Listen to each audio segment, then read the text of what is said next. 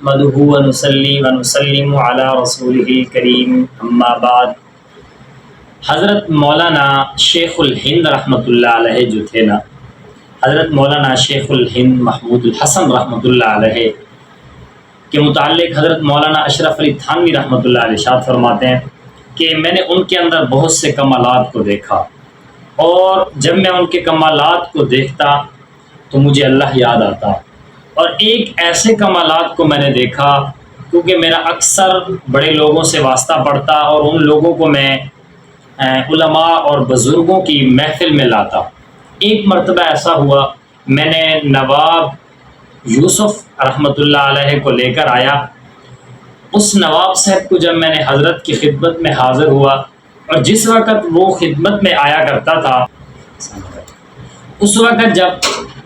خدمت میں آیا کرتا تھا تو حضرت کے اوپر ایک ایسا طاری ہو جاتا، ان کے دل کے اوپر ایک ایسا بوجھ پڑتا جس کی وجہ سے حضرت بات نہ کر پڑتے، اور کیونکہ حضرت کا ان لوگوں سے واسطہ ایسے تھا کہ ان لوگوں کو کچھ کہا نہیں کرتے اور ان لوگوں کے سامنے خاموشی اختیار کیا کرتے تھے۔ اور نواب سے فرماتے ہیں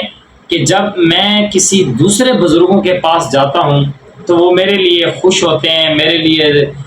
کھانے کے لیے کہتے ہیں مجھے، اور اس طرح جو ہے میرے بہت سارے تواضع کرتے ہیں۔ میں ان علماء میں نے خالص دین نہیں دیکھا، جو کہ جب میں حضرت شیخ الہند محمود الحسن رحمۃ اللہ علیہ کے پاس آتا ہوں نا، اس وقت میں خالص دین دیکھتا ہوں کہ حضرت مجھے ایسے سمجھتے ہیں جیسے کہ مجھ سے بو آتی ہو، ایسی نفرت کرتے ہیں جیسے میں گندگی حضرت کے سامنے پڑی ہو اور اس سے بو آتی ہو، ایسے مجھ سے نفرت کرتے ہیں۔ اور میں سمجھتا ہوں کہ حضرت کے ہی دین، حضرت کے پاس دین خالص ہے، میں اس لیے حضرت کے پاس بیٹھتا ہوں اور میں حضرت کا مرید ہوا ہوں۔ آج اگر ہمارے اندر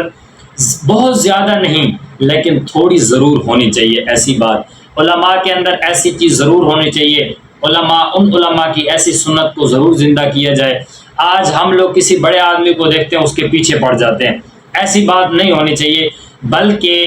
بڑے آدمی کو دیکھ کر کے آپ لوگوں نے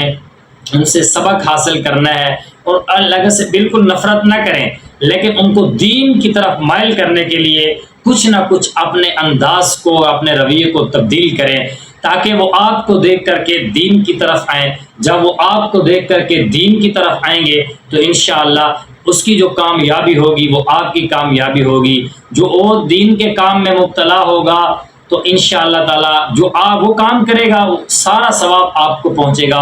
اتنی علماء کے اندر، ہر علماء کے اندر اتنی ضرور ان کے دل میں یہ بات ہونی چاہیے، وہ اتنا، اور ان علماء کی اتنی ضرور وہ اپنی جو ہے سنت ان علماء کی زندہ ضرور کریں۔